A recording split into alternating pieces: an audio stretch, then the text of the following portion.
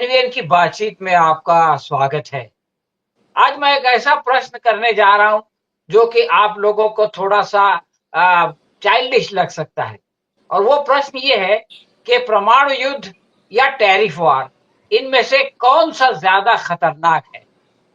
दोस्तों, ये प्रश्न इसलिए हो रहा है कि फिलहाल भारत के वाणिज्य मंत्री पीयूष गोयल साहब अमेरिका में हैं, और भारत और अमेरिका के बीच में द्विपक्षीय ट्रेड एग्रीमेंट की बातचीत का सिलसिला चल रहा है, अभी पूरा नहीं हुआ है। लेकिन बीच में डोनाल्ड ट्रंप ने एक जो है वो बॉम्ब स्पॉट कर दिया, और उन्होंने ये कह दिया कि भारत ने हमें जो है वो ये डील ऑफर की है कि वो अमेरिकी सामान पर टैरिफ खत्म करने के लिए तैयार है। यानी भारत ने अमेरिका को जीरो टैरिफ की ऑफर दे दी है। ये जो मामला है, जीरो टैरिफ का मामला, इसको हमारे विदेश मंत्री ने तो नकार दिया और ये कह दिया कि ये जो है वो एक प्री मेच्योर स्टेटमेंट है। लेकिन मोदी और ट्रंप के बीच में जैसे संबंध है, उसके चलते किसी चीज को प्री मेच्योर से मेच्योर होने में ज्यादा समय नहीं लगता। तो इसलिए आज हम अपने मेहमान श्री विश्वास उदगी साहब से कुछ बेसिक प्रश्नों का उत्तर जानने की कोशिश करेंगे। विश्वास साहब, आपका इस कार्यक्रम में स्वागत है।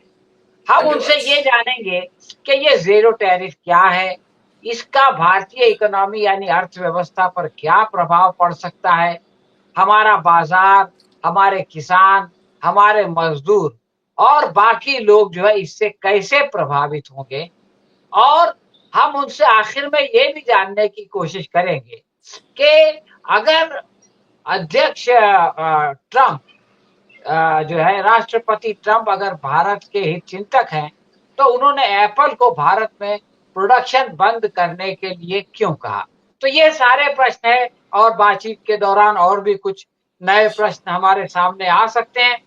तो दोस्तों, सबसे पहले मैं श्री विश्वास उदगी साहब से ये जानने की कोशिश करूंगा कि हमारे डोनाल्ड ट्रंप साहब ने सबसे पहले सीज फायर का जो है वो घोषणा की, और उसके बाद उन्होंने कहा कि मैंने दो परमाणु शक्तियों को जो है वो जंग से रोक दिया, यानी मैंने एक परमाणु युद्ध को टाल दिया। और इस युद्ध को टालने के बाद, यानी उसका क्रेडिट लेने के बाद, अब जो है वो जीरो टैरिफ की बात कर रहे हैं। तो ये उनका दूसरा जो है वो परमाणु विस्फोट है। तो ये जीरो टैरिफ आखिर है क्या, इसके बारे में पहले बताइए। आपने बहुत अच्छे सही सवाल खड़े किए हैं कि ये ट्रेड वॉर एक्चुअल वॉर बन गया, और उसके बाद वो फिर से एक बार ट्रेड वॉर होते होते दोनों वॉर में हमारे देश की जो लीडरशिप है वो झुकती क्यों है, वो असली सवाल आपने पूछा है। ट्रेड वॉर में भी झुकना, और वहां पे ऑपरेशन सिंदूर करने के बाद पहलगाम का रिप्लाई था ऑपरेशन सिंदूर, और ऑपरेशन सिंदूर में भारतीय सेना ने बहुत अच्छा काम किया, इसलिए पूरा विपक्ष सत्ता पक्ष के साथ खड़ा हुआ। लेकिन मजबूरी क्या थी पता नहीं, ट्रंप ने वॉर रुकवा दिया, और ये ट्रंप पापा हमारे पापा से भी होशियार निकले। हमारे पापा यूक्रेन और रशिया का वॉर रुकवाते हैं, और ट्रंप पापा भारत पाकिस्तान को समझौता करते हैं। वो ट्रंप के टर्म्स इस देश के और पाकिस्तान के लोग स्वीकार करते हैं। ये बहुत बड़ा एक अचरज वाला मामला हमने देखा। तो यहाँ पर भी भारतीय कुछ मामले होते हैं अंदरूनी, उसमें ट्रंप दखल देता है, और इसके खिलाफ अभी सत्ता पक्ष और विपक्ष एक होने के बावजूद ट्रंप की ये जो एक दखलंदाजी है, इसके खिलाफ विपक्ष बोल रहा है, सत्ता पक्ष कुछ नहीं बोल रहा है। वैसे ही ट्रेड वॉर में ये ऑपरेशन सिंदूर होने के पहले जो बात चल रही थी वो ट्रेड वॉर की, वो ट्रंप ने दुनिया भर के देशों में हम तय करेंगे कि टैरिफ क्या होगा। मान लो चाइना के साथ उनकी दुश्मनी है, तो चाइना के साथ उन्होंने 125% टैरिफ लगा दिया, चाइना ने और उनसे बढ़ा कर दिया। तो उनमें दो बड़े जो ट्रेडिंग पार्टनर्स है उनमें ये वॉर था, ट्रेडिंग वॉर।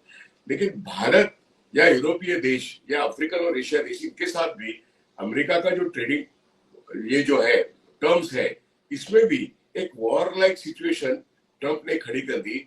इसलिए टैरिफ का जो मामला है ये ट्रंप ने किया हुआ एक नया गेम है। अब हमें ये देखना पड़ेगा कि भारत के संदर्भ में आप जब कहते हैं कि हमारे विदेश मंत्री नहीं, हमारे व्यापार मंत्री वहां पे अमेरिका में बैठ के निगोशिएशन कर रहे हैं और वो सरेंडर हो रहे हैं इस बात पर कि ट्रंप का जितना भी व्यापार भारत देश से है वहां पे भारत अमेरिका के गुड्स पर कोई टैरिफ, मतलब वहां से जो माल यहाँ पे बिकता है उस पर कोई आय नहीं लगाएगा या कोई टैक्स नहीं लगाएगा। इसका मतलब हमारी हमारी वैल्यू अमेरिका तय करेगा, हमारे गुड्स की वैल्यू शुरुआती से ही अमेरिका तय कर रहा है। ये पहली बात। अब ये व्यापार जब चलता है जिसको हम एक्सपोर्ट और इंपोर्ट कहते हैं दो देशों में, एक बात तो हमको ये समझनी चाहिए, आज का ये ट्रेड वॉर जो है ट्रंप ने जो चलाया है, ये ट्रेड वॉर एक थर्ड वर्ल्ड वॉर के रूप में आ चुका है। इसलिए रशिया चाइना हो या यूएस चाइना हो या फिर यूरोप इसमें हो या उनके बगल वाले देश कनाडा और मेक्सिको हो, ये सब लोगों ने एक पोजीशन लेके अमेरिका को चैलेंज किया। चैलेंज करने वाला यूरोप है, चैलेंज करने वाला वैसे देखा जाए तो चाइना है, लेकिन चाइना भारत ब्रिक्स में होते हुए भी ब्रिक्स का ये भारत ये जो पार्टनर है ये अमेरिका को सरेंडर कर रहा है।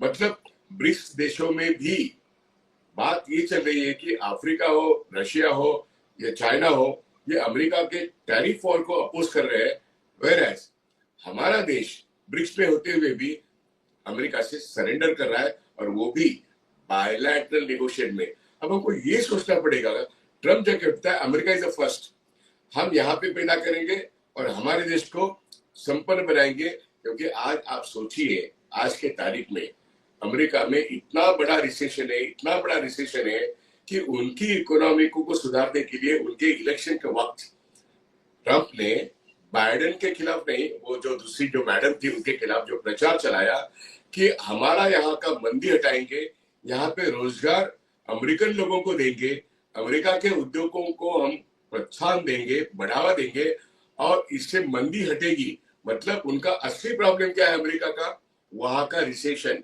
वहां का मंदी। इसका मतलब यह है कि पिछले 6 महीने में नहीं, पिछले 2 साल में अमेरिका का प्रोडक्शन बढ़ता नहीं है, उनका मैन्युफैक्चरिंग इंडेक्स बढ़ नहीं रहा और विसा अमेरिका यूरोप और एशिया में और भारत में भी कंपैरेटिवली, भारत का वॉल्यूम छोटा है लेकिन यहाँ पे मैन्युफैक्चरिंग इंडेक्स कंपैरेटिवली अमेरिका से बड़ा है। चाहे इकोनॉमी का वॉल्यूम छोटा हो लेकिन बढ़ोतरी का सवाल जो है वो इंडिया में, चाइना में तो सबसे ज्यादा है। सवाल यहाँ पर ये आता है कि अमेरिका अपने प्रॉब्लम सॉल्व करने के लिए अपनी मिलिट्री ताकत का इस्तेमाल करते हुए, अपनी वर्ल्ड वाइड जो ग्लोबल पावर है इसका इस्तेमाल करते हुए वो ट्रेड में अपने टर्म्स बाकी के देशों पर लाद रहा है। और वो लादते लादते उनको ये मालूम पड़ा कि कनाडा अपोज कर रहा है, ब्राजील अपोज कर रहा है, मेक्सिको अपोज कर रहा है, चाइना अपोज कर रहा है, यूरोप अपोज कर रहा है, भारत देश अपोज नहीं कर रहा है। भारत देश सरेंडर कर रहा है और ये कह रहा है कि जीरो टैरिफ, हम आपका जो इंपोर्ट माल है भारत देश में उसके ऊपर जीरो टैरिफ। अब सवाल मेरा ये है कि मेरे यहाँ से, मेरे देश से अमेरिका में जो एक्सपोर्ट होता है उसकी प्राइस क्या होगी, उसके ऊपर टैरिफ क्या हुआ? वो तो तय नहीं हुआ, वो तो अमेरिका तय करेगा या हम तय करेंगे। हमारी इनकम हमारे एक्सपोर्ट से होती है और हमारा फॉरेन एक्सचेंज हमारे इंपोर्ट पर खर्चा होता है, तो हम बिना कोई टैरिफ के हमारा खर्चा कितना बढ़ेगा इंपोर्ट का? ये सारे सवाल है ट्रेड में। और इसलिए वॉर रुकवाने की बात यूक्रेन में हमारे पापा ने की, अब हमारा वॉर पाकिस्तान से जो था वो रुकवाने की बात ट्रंप ने की और ट्रंप के साथ हम वहां पर भी सरेंडर होते हैं और यहाँ पर ट्रेड वॉर में भी सरेंडर होते हैं। क्या कहे हमारे लीडरशिप को? ये सारे सवाल है। लेकिन यहाँ पर इंडिया शाइनिंग हो या इंडिया मेक इन इंडिया हो, इसकी ये पूरा ध्वस्त हो चुका है।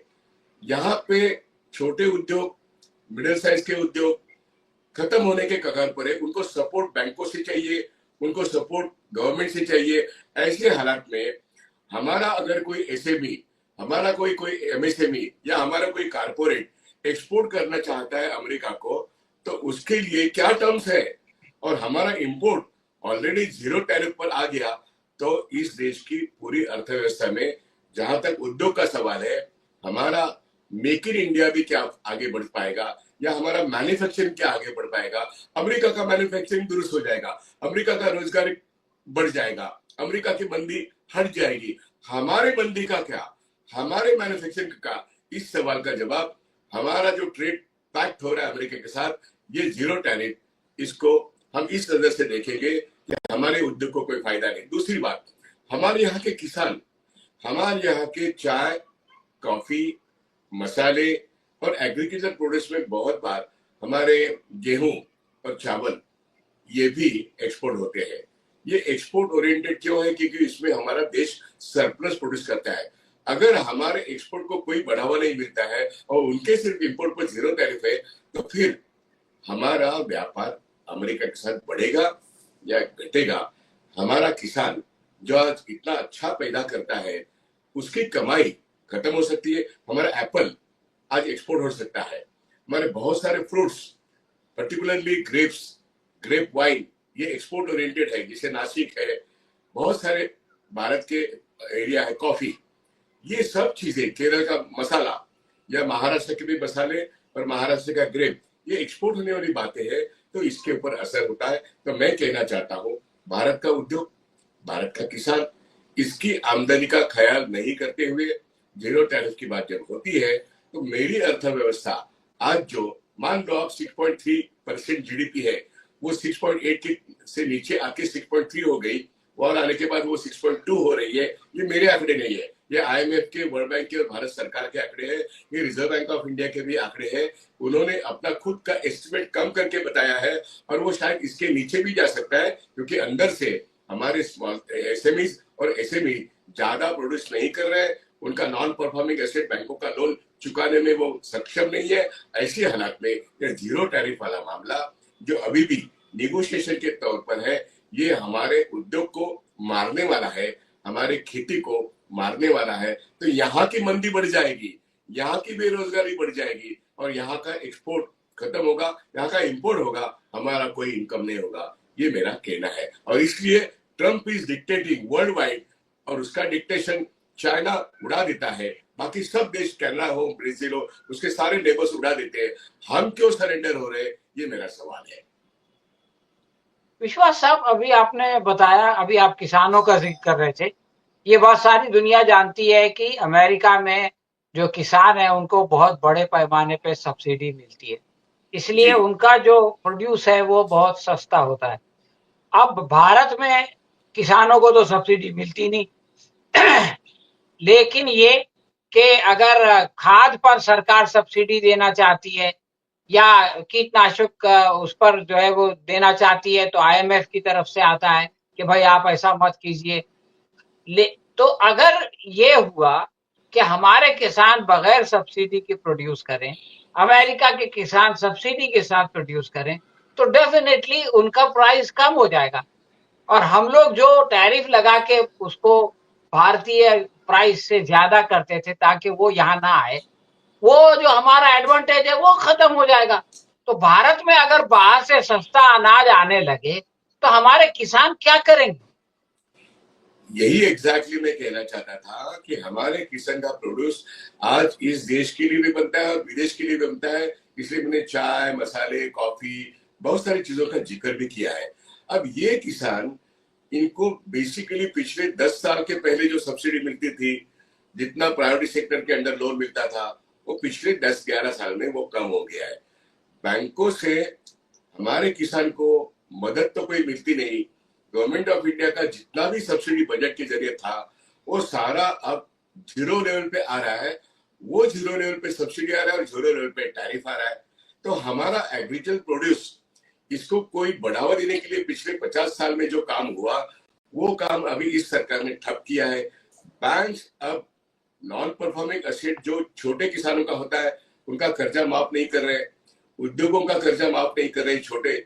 और ये जीरो टैरिफ से हमारे छोटे उद्योग, मिडिल साइज के उद्योग और हमारा किसान, जो अभी कुछ हालत में एक्सपोर्ट ओरिएंटेड भी गुड्स पैदा करता है, उसको सब्सिडी की जरूरत है, उसको एक बार कर्जा माफी की जरूरत है, उसको सरकार नकारती है। और पब्लिक सेक्टर बैंक भी जब तक सरकार हाँ नहीं करती, पब्लिक सेक्टर बैंक अपने आप में उसको कर्जा माफी नहीं दे सकती। तो कर्जा माफी तो नहीं, और नया कर्जा भी नहीं, और सब्सिडी भी नहीं। ये अगर भारत सरकार की पॉलिसी बनती है तो हमारा किसान जाए तो जाए कहाँ। और इसलिए उसकी जो आमदनी थोड़ी बहुत है, विदाउट सब्सिडी भी अगर वो करना चाहता है, तो उसके एक्सपोर्ट को कुछ न कुछ बढ़ावा देना चाहिए। लेकिन ट्रम्प के जीरो टैरिफ से हमारा किसान मारा जाएगा। और आपने जो कहा वो सही है कि अमेरिका के किसान, हम बहुत सारे लोगों को मालूम नहीं है, अमेरिका में किसान को बहुत बड़े पैमाने पे अमेरिका की बजट में से सब्सिडी मिलता है। वो अमीर किसान है, लेकिन उसका इंफ्रास्ट्रक्चर के बारे में अमेरिका का गवर्नमेंट बहुत कुछ करता है। और उनका एक्सपोर्ट मटेरियल हो या उनका डिस्ट्रीब्यूशन सिस्टम हो, उसके लिए उनके बहुत सारे सब्सिडाइज आइटम्स हैं। इसलिए उनका प्रोड्यूस सस्ते में बाहर के देशों में जा सकता है। और हमारे लिए हमारा किसान, जब अमेरिका का धान अगर भारत में आता है, तो हमारा किसान अपना प्रोड्यूस, उपज कहाँ पे बेचे। इसलिए आपने सही सवाल उठाया। अमेरिका जैसे एक बहुत बड़ा देश उसके किसान को सब्सिडी देता है। मेरे देश का किसान पहले से छोटा, मिडिल साइज, बड़ा, सबको सब्सिडी मिलती थी, बैंकों के प्राइवेट सेक्टर में लोन मिलते थे।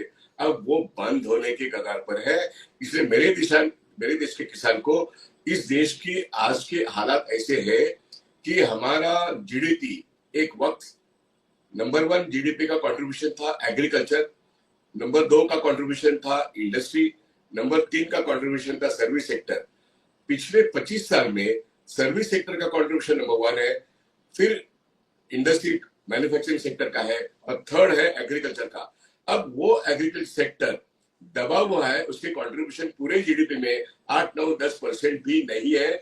इसलिए वो मर रहा है, इसलिए वो कर्जा माफी मांग रहा है, इसलिए वो सब्सिडी मांग रहा है। और ये सरकार फूड कॉर्पोरेशन ऑफ इंडिया की तरफ से उनका माल, धान परचेज नहीं करती हरियाणा, पंजाब में और देश भर में।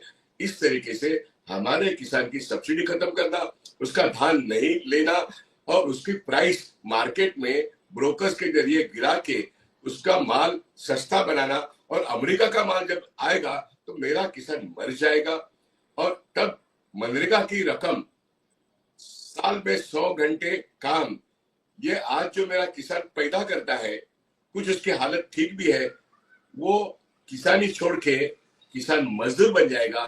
इतनी बुरी हालत किसानी करने वाले लोगों की हो सकती है। अगर ट्रम्प का टैरिफ 0 बनता है तो उसका असर इस देश के किसानी पर हो सकता है। मैंने तो कहा उद्योग पर भी होगा। इसका फायदा किसको है?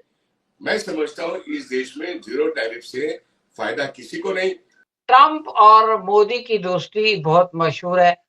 मोदी जी पिछले चुनाव में उनका प्रचार करने तक चले गए थे, हाउडी मोदी वाले प्रोग्राम में, और ये भी नारा लगाया था कि अब की बार ट्रम्प सरकार।